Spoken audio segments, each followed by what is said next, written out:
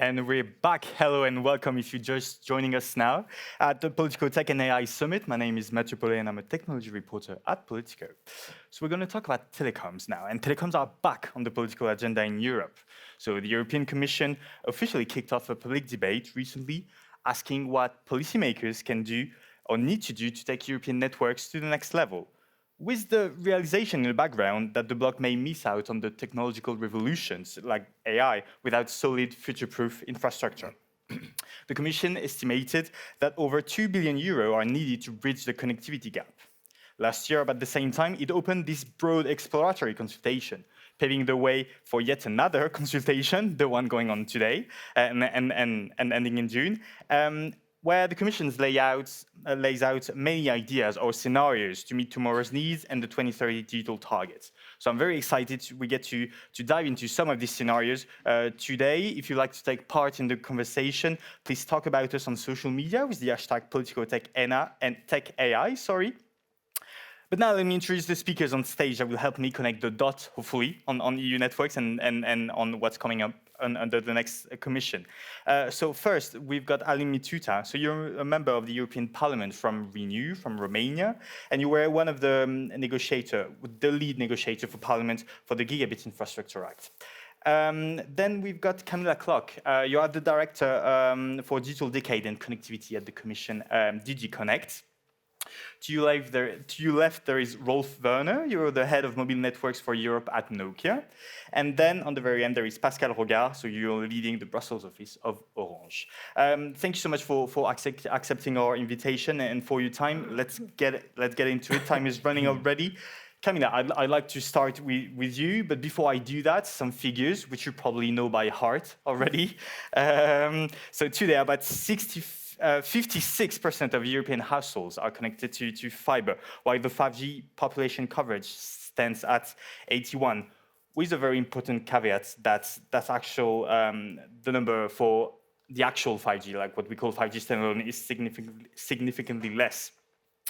Should we be worried about these figures? Yes, I think we should be worried about these figures. What we did as well with the previous report on the digital decade, we published the trajectories, how to achieve the targets.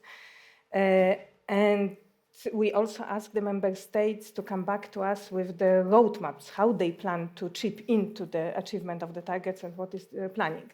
We are super happy that we got these roadmaps from all member states, so we have quite interesting data. But what is a bit worrying is that even on fiber, where, as you know, our target is basically full gigabit for all, so full coverage, 100%, we do not see that the member states, with what they are planning to put forward, would all meet these targets. And this is a universal target. At the end of the day, we would like all the countries, all people, all end users to be connected to the gigabit connectivity. So we are a bit worried. We are updating the figures. We'll come with the new report end of June. So it will be also interesting read in the context of the preparation for the next Commission and then the initiative as well in this field. Second thing, as you know, for 5G, as you said, we were the target that the way we are measuring the 5G target is a little bit outdated because it's based on basically all three pioneer bands. And we know also that the way of deploying 5G is very much based on the 4G infrastructure. And what we see, what is needed, and this is what we said in the white paper for the future connectivity needs, is more and more of the 5G standalone. And here, indeed, our estimates are that we are really a little bit at the pilot stage, maximum 20% in the EU, rather between 10 and 20%. Should we fix that, having like an actual metrics for 5G standalone, maybe?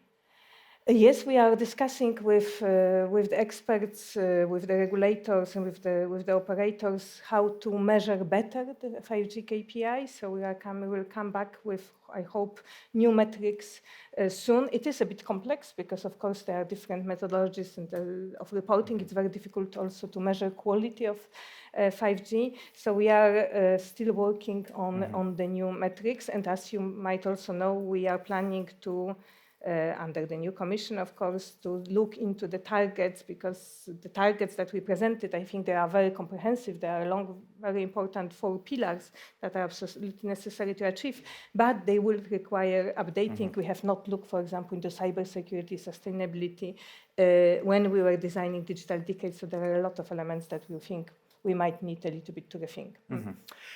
Pascal, so everything points at the fact that we're going to fall short of those digital targets, especially and including connectivity. What is at stake here? What if we happen at 80, 90% at the end of the decade? Is that really that serious? I mean, we have a clear objective, which is indeed not only us, because this objective is for member states. They committed to cover Europe with high-speed broadband, both mobile and fixed. What we need for that, I think it's your question, we need first to be able to invest, and we have already invested a lot. The gap is huge, it was mentioned. We need to adapt the framework, how we are now regulated should change. And on that, we welcome, of course, what is in the white paper of the Commission to soften the regulation, not to have complete deregulation, but to soften the regulation, to have a safety net. And I think I refer to what Mia Petra said just before. There is a need for a kind of regulation, but we should go for something deregulating the environment. Of course, there is also the issue of scale. Because I promise we're going to get there. I promise. Yeah, I was just teasing. But just, I mean, if we want to invest, I know that Madame Vestager said a little bit otherwise, but if you look, 46 telcos in Europe, in comparison with 8 in the US. And if you look at the investment made by the US telcos, you see that there is a huge discrepancy. So, I mean, there are the 3 things: to change the environment, to make the sector more attractive, and to allow us to adapt to the technological change that we have to complete.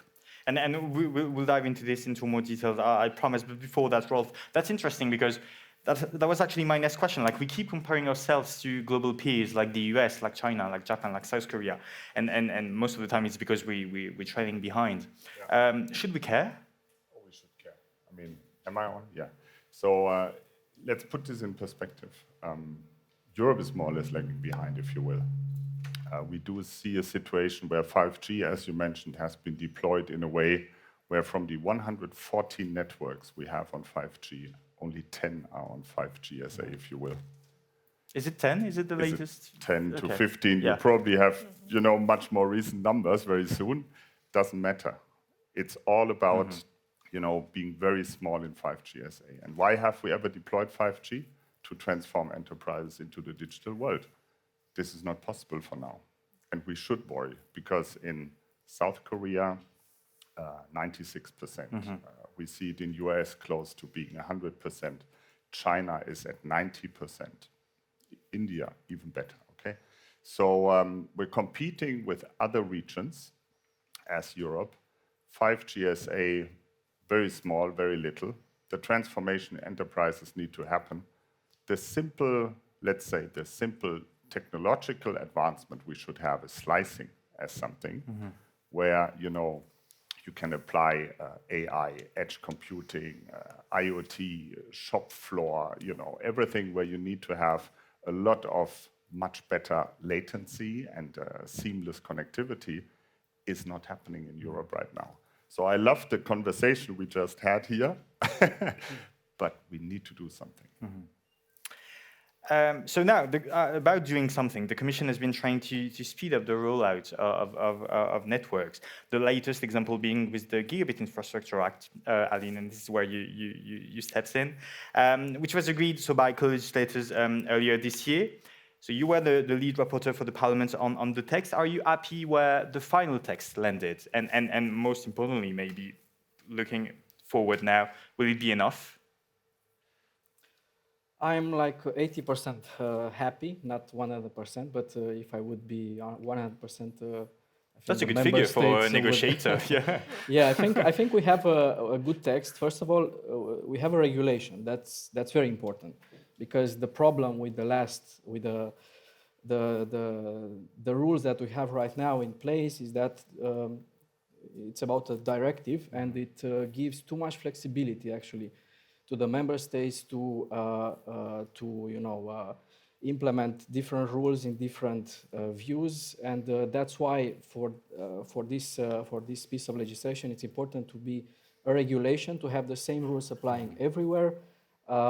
And I'm very happy that we managed to keep it as a regulation. I'm very happy that we managed to include the tacit approval for the permit granting. This is the first time that we included the tacit approval for the last phase of the permit granting procedure, which is really, really important. The 4 months now are in the text, the 4 months deadline for issuing the permit. We also included in the regulation the tower companies. And now, we had a big problem with the fragmentation of the rules, but also with the fact that, for example, towers were not included in the BCRD, in the directive. Now we have also the towers included. We also have a lot of provisions helping the rural areas and scarcely populated areas to benefit from connectivity. And I think, as I said, we have a good regulation on the table. We'll vote it next week in the Parliament in Strasbourg in the last plenary session. I hope the result will be positive, because we agreed with the Council a couple of months ago. Behind the Gigabit Infrastructure Act, there is this idea to address this fragmentation with the GIA and it being a regulation. Pascal, we keep hearing that there is no single market for telecoms. Is that true? How does it translate into, and how does it translate in your capacity to keep up, to invest? I would not say that there is no single market, because, for instance, citizens can roam and go with their handset in a country, go in another country, and of course they can use their device and have access to everything which is linked to connectivity, apps, and so on. But of course, I mean, from the consumer point of view, I think there is already a single market.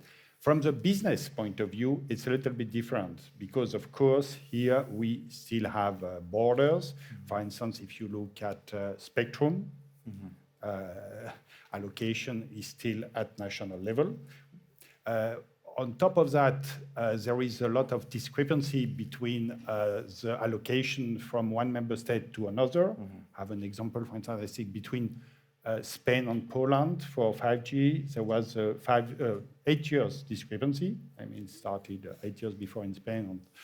There is also some issue related to the duration of the license. Here, we can have 40 years, in other member states 15. So there is certainly a need for harmonization. Also, for the consumer point of view, I mean, the consumer law are very fragmented. And if we want to offer pan-European services, we have to address this issue. There are other issues like data retention, which are a little bit complicated. Of course, so to conclude, I would not say that we don't have a single market, but there is still many hurdles to be removed. Rolf, if I may, please. just to add here, because I'd like to support exactly what you said. Europe is fragmented by nature. We have many countries. Obviously, in each country, we need competition. That's clear. But I think to have something which goes beyond the thinking of nationalism and having, separate countries where you run the competition, it would be really, really healthy and much better for the operators if there is a possibility to consolidate across Europe.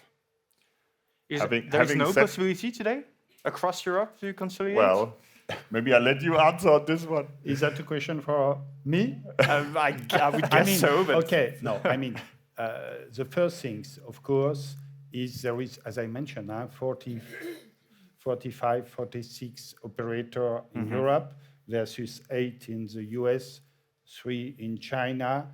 And of course, you have to make the ratio towards the population. You see that we are different.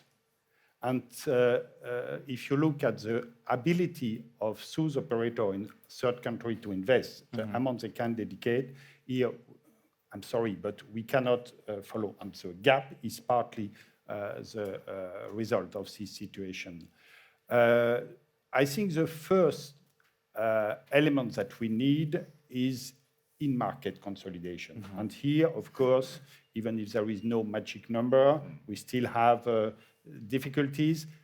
On top of that, to include issues such as benefit for investment. I think it's very important that at one point, DG Comp tried to embark this idea that merger can bring more investment. It's up to us to demonstrate it, but this is important. The second thing is also the green effect. I mean, we cannot have a commission which is, the top priority was green and digital, and not to embark the positive impact of RAN sharing and even of some merger in order to avoid duplication of networks. So here I think there is some improvement that can be done. Just to mention on this topic why we're lagging behind, because investment is so difficult. It needs more of a healthy operator. And how can you invest if you have a larger scale? And what you refer to is actually, if you compare exactly, US, an operator has by average 100 million subscribers. Europe, since we are so fragmented, 4.4 million subscribers by average. And of course, I'm counting all the small countries all together. But how should you invest then as an operator? This is not very healthy. You will never scale. So that's why investment is also lagging behind. Camilla, I guess you've got a lot to say already, but do we need those big EU champions to drive those investments to take European networks to the next level? Do we need to let them get bigger? Maybe first I will still come back on the first question when we were discussing a bit the fiber and the gigabit connectivity target. What is very important also in the white paper, and I've forgotten to mention it, is also the idea of copper switch off. This is also extremely important from the point of view of efficiency, of not running parallel networks, of making sure also that we are greening the networks. And this is basically what is a consequence of us agreeing with the Parliament, with the Council, and with all stakeholders that this is what we really would like to have in the EU. So this would be, this is also one of the very important elements that I forgot to mention, but of course, what Mr. Mitucha was mentioning in the context of what Gigabit Infrastructure Act can bring is super important. I really think it was hard work, and the end result is what can really push us forward. So coming back on this question, now going back to the single market dimension, consolidation, etc. I think what is very important to acknowledge, and let's also see, and I think all of us will be listening very carefully and reading the report of Professor Letta, how he says this. But what we hear is indeed that he says that in this sector and other sectors, he's also mentioning the financial sector, energy sector, but very much also connectivity sector, there is fragmentation and there is not yet single market. We can define it differently, saying there is fragmentation, we are not yet there. We had been doing a lot to achieve the telecom single market, and we have provided a lot of impulse, but we are not yet there. And I think this is quite evident, and that's why the Commission in the white paper is proposing different scenarios to assess. And one of them is not, I would say, consolidation. It's not consolidation per se. This is not what we are recommending per se, and we are not getting into the a bit poisonous discussion. Why are you not going down the in-market consolidation road, or just even as a scenario? Because we thought it very much through, and there is no magic number. There is very important aspects on the competition policy that Vice President Vestager had been mentioning here as well before. In the merger cases, companies are very much welcome to put forward the efficiency basically savings and efficiency effect, which is very important. I think it would tackle very much the issue of parallel networks, sustainability aspect, etc. What we are putting in the white paper, we are talking about scaling up, conditions for the scaling up, and we put the scenarios that would allow big companies, but also smaller companies to do it. Because what we are discussing in the white paper is indeed more integrated governance on spectrum, and I hope we'll have a moment to come back to this one. We are discussing the country of origin principle of authorization, so allowing companies to, when they are authorized in one member state to grow up to act in other member states. We are touching upon other barriers that exist because we do see security barriers, other barriers that are outside of the telecom segment that are very much limiting the possibilities to act. But we are also offering for other companies, for smaller companies, possibility to grow up in this market because we are also discussing potential harmonized wholesale access product, which would also allow other companies to flourish and to go to other markets. So I'm a bit cautious with the simplifying this debate and what is proposed in the white paper to simple consolidation or not question. It's not fully and solely about this. Yes, there is potentially scope for potential consolidation. We see that it's not very difficult across member states to consolidate in the mergers. Yeah, but they would say, you tell me if I'm wrong, that there is not an actual solid business case to do that, and that the must-have is to... Yeah, but that's why we are coming with the conditions that would allow it. That if we beat single market, which would be European single market, that will also change the competition assessment, because indeed, if we look more broader into the European market, there would be different number of players, different activities. The relevant market will as well change. So I think I just want to put a little bit of word of caution. It's not solely the white paper about consolidation. No, it's about scaling up, creating conditions, a lot of ideas, allowing companies to act across the borders, and indeed putting a little bit down these borders. There would be always national regulators and local regulators that would be necessary in these markets, but we also want to bring this governance level at the European level to see if some of the problems cannot be solved at that level, in particular spectrum. And we'll get to spectrum in a moment, but I'm trying to to close that chapter already with you, Alain. So consumers have been a key focus for you in the GIA in particular. Can we have like those bigger pan-European operators without compromising competition, welfare? This is what of the worries come sometimes from some part of the industry, from consumer rights organizations. Can we have both? I think we can have both if we get rid of this fragmentation. I think fragmentation, it's also, you mentioned that we have less fragmentation for consumers. I would not agree because, for example, right now we have a Portuguese person, a Romanian person from the different parts of Europe pay different rates for the same service. So what we did, for example, in the Gigabit Infrastructure Act, we also included this provision that by 2029, but starting in 2025 already, we'll have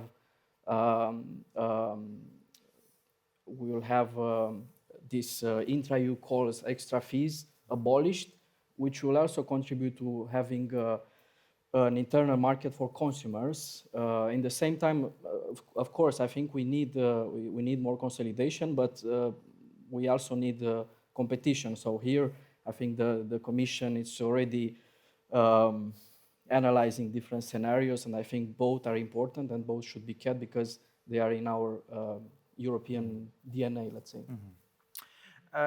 In the white paper, moving on to another still related topic, the Commission argues that the lines are increasingly blurring between network and service providers, or infrastructure providers and service providers. And the Commission suggests we need a level playing field. So before we hear from the Commission, Rolf, would you mind walking us through, do you see that convergence happening, and how does it translate into? I think it's pretty difficult to apply it for an operator today because the definitions are not 100% clear. We need more of meat to the bone, I would say, when it comes to rules, regulations, but also how to further leverage whatever is behind. For me, I see a big challenge still, and I run mobile networks for the whole Europe, and in every country it's a little bit different. So it needs some more guidance when it comes to the overall situation. And I'm pretty sure my colleague here from the Orange side knows exactly what I'm talking about, because you also run operations across multiple countries where it's still, not clear how to go forward. It's not completely clear, but what in the meantime, we notice that there is more and more convergence between our services, our telco services, and the cloud services. And it's also the natural evolution with the technological transformation of our network, cloudification, virtualization. So I think that we will go to more and more convergence, that's for sure. And of course, there is a need for level playing field. I just quote Mr. Breton, who said that we cannot continue with the same rules while there is this huge transformation. So we have to prepare this transformation. We have to adapt the legislation, and we have, with you, with others, to create the right ecosystem. I think the first part of the white paper, which says that we need to create this ecosystem which will provide us the means in order to move to this fully virtualized, cloudified network. We have already started, but it will be a process.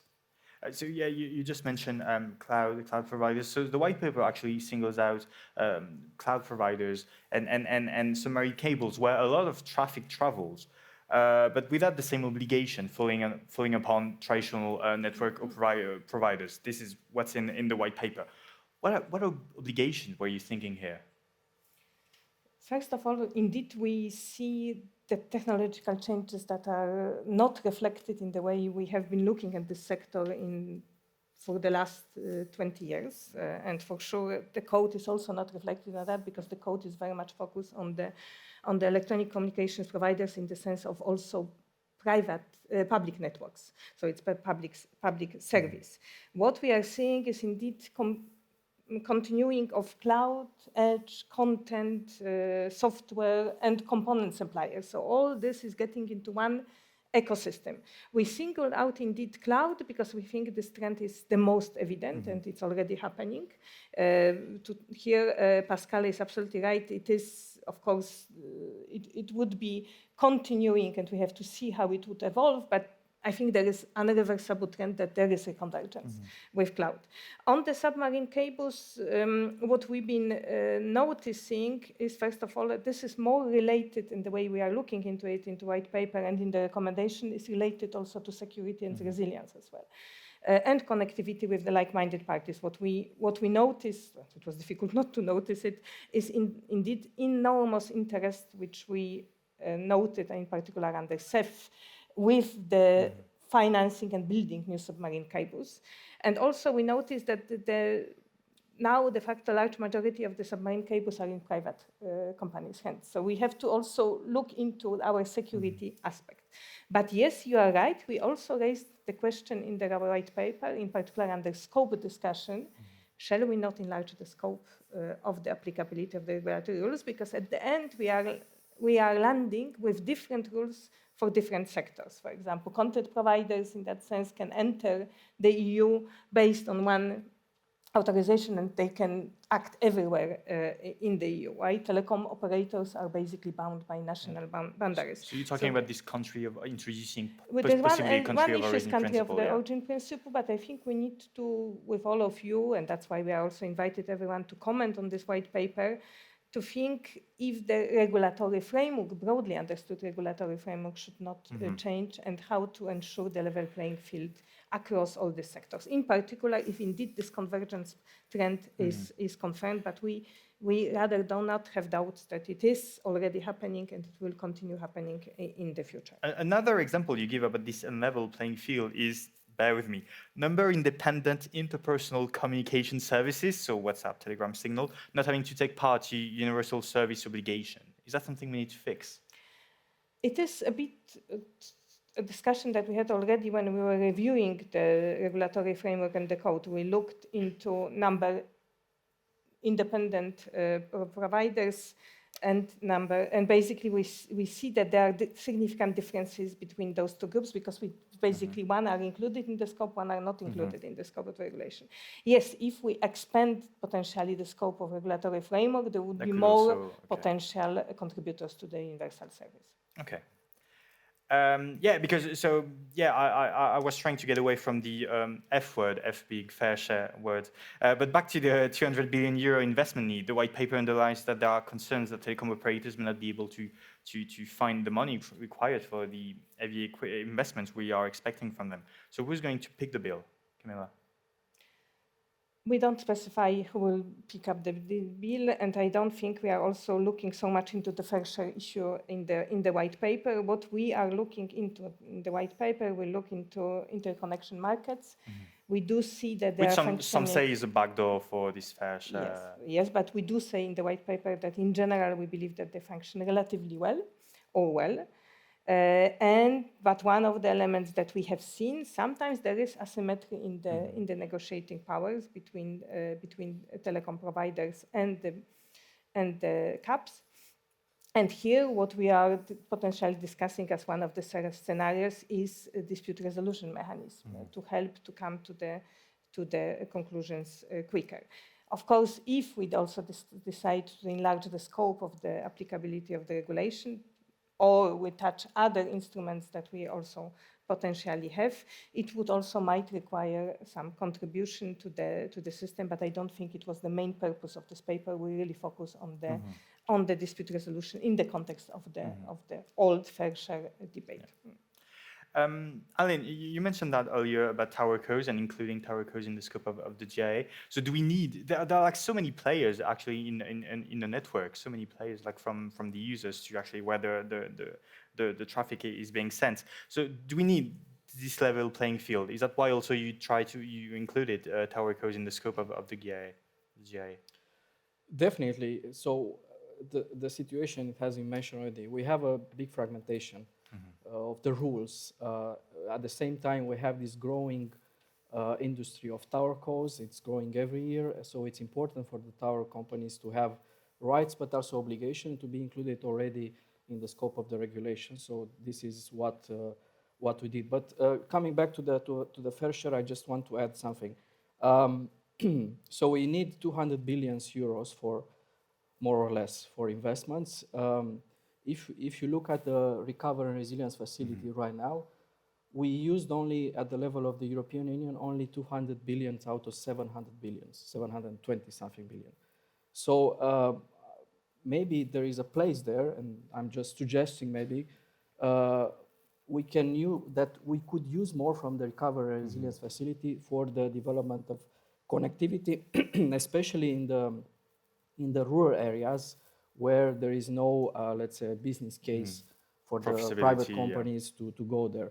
I think right now we have something like 40 billion euros already dedicated in the RRF to the connectivity, but let's think about maybe having a sort of repower EU for connectivity included in the RRF. I think this should be something that we could think about in addition to the private investment that, of course, should be the big chunk of the 200 billions. And another key hurdle to get to this unified telecom single market is spectrum harmonization. So we touched upon that earlier. Spectrum harmonization or coordination. I try to be sensitive of the warning because I know that's a very tricky topic, especially for member countries here in particular. So Rolf, before we dive into this, what's not working today on spectrum? Because we mentioned earlier 5G and 5G standalone in particular. And I understand that we should understand what spectrum allocation has something to do with us trailing behind. Of course. I think at the end we're missing a little bit of speed, you know. We talk about spectrum in certain countries which are, you know, lagging behind where spectrum is not allocated as fast as it should be. And in some cases, and sorry to refer again to you because you're just sitting here, it's a great example. You run countries where in some cases spectrum for 5G is there and in other cases it's not there. So how should you, you know, make the investment planning going forward? This is very difficult. So planning going forward, having the CapEx being at the right place is really what's needed. And here I speak as a network infrastructure provider. We would love to see, of course, much faster investment. That's due to the fact that spectrum needs to be allocated as fast as possible. Furthermore, forward planning when it comes to 6G, I don't even refer to, but I have already signed at the Mobile World Congress, some other country, not in Europe, but I have already signed MOU with a operator in this country for 6G where 5G was not even there. So of course, the operators are willing to go, they just need a faster implementation and allocation of spectrum. That's a little bit missing, and overall it's about the planning and the horizon and of course everything, because whatever you do in a country, it all depends on telecommunications infrastructure. So how should you run a country then? Yeah, for sure. And that's interesting because it seems that there is this realization now that actually telecoms underpin everything else when we talk about this AI, cloud, and Question yeah, of speed, administration, all of that's not helping. Of course, yeah. Pascal, on Spectrum, so Spectrum accounts for a significant share of your wallet, actually, as not yours personally, but the operators. What are you expecting from policymakers on this? Okay, you know that it's always a very tricky issue, and I'm well placed to know that because I know that member states are keen to keep their spectrum, to make it short. There will be no revolution, that's for sure, but we expect at least some kind of harmonization. And as I mentioned earlier, maybe a better harmonization in terms of timetable, not to have this huge discrepancy between countries when they allocate the spectrum. Also on duration, and of course on prices, because on top of the investment we have made in the network, I mean, we paid huge amount to get the spectrum. And here, of course, there is in the previous code some guidelines for member states to be reasonable, to have a connectivity policy which allow us to deploy as much as quick as possible. But we see many discrepancies. Yeah, you can see, I don't want to name and shame, but there are some member states where the price for spectrum is extremely high. And maybe just let me come back 1 minute on the previous discussion because you... 20 seconds, you can 20 have. seconds, okay. No, I mean, what is very important, I know that fair share has a little bit gone down, but what is important for us, and I think it's also something that the Commission wants to, it's fairness. And the money has to come from somewhere. We are not magicians. We cannot create money. We are not the central bank. And in order to invest, we need the money either for the consumer or from the one which are using and taking benefit of the network. And also another way is to adapt the regulatory framework in order to allow us to invest more. I mean, that's the three. I don't say which is the best one. Is it a combination of the three? But that's the three way where we should go in order to make possible these investments that we have to do. And we have to do it because we are very keen to bring connectivity and high level of connectivity to all the citizens and their businesses. Are prices too low in Europe? The white paper stresses that the average revenue per user is low compared to other geographies, again, like in the US. Should customers be ready to pay a little more? Actually, I was intrigued by the white paper, and which he said, low prices bring significant short-term consumer benefits. Does it imply that in the long run, it's not very beneficial to have low prices? Again, it depends from one country to another in Europe, but compared to other geographies, it's lower. Camilla. Okay, very quickly on this question, but I also would like to come back on spectrum. Yes. We are not saying that the price. I think the big success of the European system, European regulatory framework, had been indeed affordability of connectivity. But what we also need to recognize is, in long term, for our daily, everyday use, not only for the industrial applications, we really need the connectivity, very high level of connectivity. And we all agreed that it should be gigabit connectivity and it should be 5G, standalone 5G. For that, yes, there is a bill to pay. We cannot say that that might not lead to, in some cases, potential increases of the prices for end users. But for these end users also, it would be absolutely essential to have this connectivity. So there is a bit of misunderstanding and reluctance, because we would all like to preserve the model that we have with de facto affordability, incredible affordability in the EU of the prices for connectivity. On the other hand, we want the best class connectivity in the world, which we need also for our citizens. So there is this dilemma, and this bill will need to be paid. But even if in such situations it might lead to some increases of the price of the connectivity, we really hope that, first of all, we'll create the safety net, so nobody will be left behind. We really care about vulnerable consumers. We really care about making sure that everybody can be connected. So this is something we need to a little bit rethink, how we want to achieve what we all agreed that is necessary for all of us, but this is the consumers that would benefit from this network. This is for whom we are doing these networks. They are not doing it for the sake of having the best connectivity in the EU.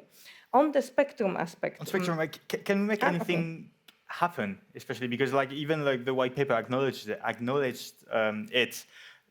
There were previous attempts to have the more integrated European governance on things. Can we make anything happen? I think yes, and we should, because otherwise, indeed, the fragmentation in the EU will remain.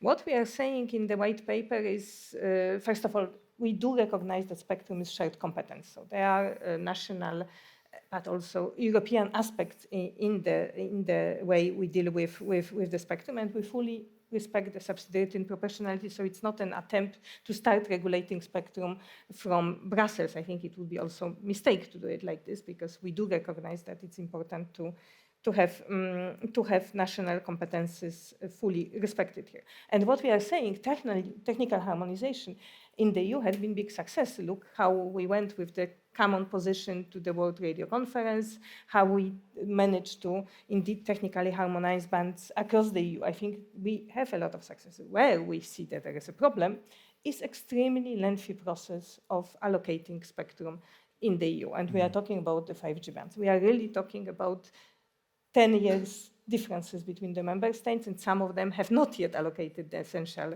spectrum for different reasons. Sometimes there is the issue of interference with the third country, so it's not completely unjustified. But this is the fact. This is 10 years time lap between the different allocation procedures. What we also see, completely different conditions sometimes. We agreed on the duration that it should be longer, but the way we are renewing the licenses is also very much different. So we have to look into it more from the coordination perspective. What is the best in order for our consumers? To make sure that they get this connectivity, what is the best for also operators to be able to invest in these networks, and indeed very high prices, they are really hampering the possibilities of operators to increase the coverage. A better model that we see is very much linking it with the coverage obligations, the allocation of spectrum, rather than the reaping benefits through the prices. So what we are calling for is better coordination. And yes, I really hope that we can this time make a difference, because otherwise we are really putting at risk the 5G and in the future 6G. And on the 6G, we are indeed also calling for the 6G roadmap for the EU in the white paper, because we also think it's important. But there's indeed a problem on the ARPU. Let's face it. US, 42 euro ARPU. Europe, between 14 and 15. Nobody would like to invest then when you have a customer only paying like 14, 15. Take Italy. It's going down to 6, 7 euro. I mean, this is very problematic for the operators. So the balance is simply not there. And I think competition is nice, but the balance is not there. Nobody wants to invest based on this revenue stream. So that's really an issue, I think. It's almost the end of the conversation, at least for today. I'd like to hear one more time from each one of you, but please keep it short. So Aline, you're not running again for re-election in the European Parliament. So will you be following the development of this conversation, and most importantly, from where? I will be following, of course, everything. Where will you be? happens. Where will you be in June, in July? I mean, Who knows? Who knows? I don't know yet. But I think the next. You don't know. You don't want to tell us. I don't know yet. I don't know. Okay. Myself, so. Okay. Fair enough. But what I can say is that I think there is a need to follow what will happen in the next years, because I think there will be a need, the next 5 years, I think, will be about implementation. It will be a lot on the Commission to implement the Gigabit Infrastructure Act, to implement, for example, the Data Act, which also creates the need for a market, a specialized market for connectivity and so on. So I think the next years, the next mandate of the Parliament will be a lot about implementation, and I'm looking forward, to see a good implementation of the huge package of laws that we adopted in the Parliament. Pascal, a lot of ideas have been thrown in the white paper. If there was to be just one materializing at the end of the day, what would it be? I would say Let's keep it very short, please. Really adapt the framework condition and allow us to scale. And Rolf, so are you hopeful that the Commission has come to the right assessment of the situation now and will have what it takes to act? I think they have already come to the right assessment. It's just a question of how to combine all of the various angles in competition on the one hand, and at the same time being able to scale, which we would, as Nokia, of course, would love to see, because then investment would come very automatically. And one last thing I would like to add, because this is wonderful summit, but it's based on AI. And AI will definitely also help in the network optimization. Let's not forget about the fact that all the operators are able to apply AI in their networks to optimize, to see traffic patterns, where to invest, and of course have, for example, energy efficient measures done, which we can also apply when it comes to deep sleep mode, for example, and simply switch off the network where you don't have any traffic. This is also something which is at the ongoing, but much more of the green idea should be applied going forward, and that would help a lot as well. Thank you. And Camilla, so what's next? So the consultations end in June. So we heard Thierry Breton in Louvain-la-Neuve saying last Friday that there will be a first summary in the fall. So what's next? First, the white paper was meant to be some sort of blueprint for a Digital Networks Act, but now we hear some sort of caution maybe from the Commission about this. So what's next? You tell me. Well, what's next? It depends on the next Commission. So this is what I cannot tell you, because it very much depends what would be the decisions. For us, it's very important to get input to this consultation. It's very important consultation. It is consultation which is talking about specific scenarios, specific options. So really, we are very much interested to hear your views. Indeed, we will publish all these views in very transparent manner so everybody can see who is saying what.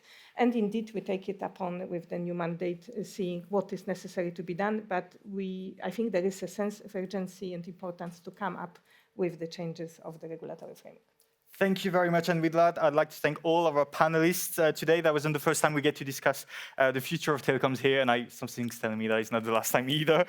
So maybe let's reconvene next year. But for now, let's take the conversation off the stage. You can have a 30-minute break. So go stretch your legs, have a coffee. But please be back in 30 minutes for the next session, moderated by my great colleague, Edith Hancock, on an increasingly related topic, cloud computing. Thank you very much.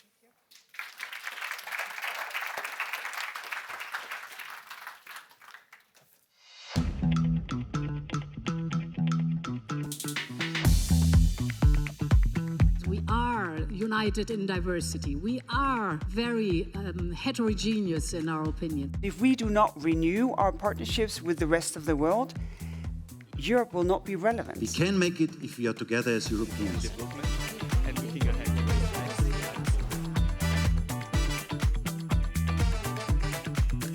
Do you genuinely believe that countries will manage to reach these very ambitious targets?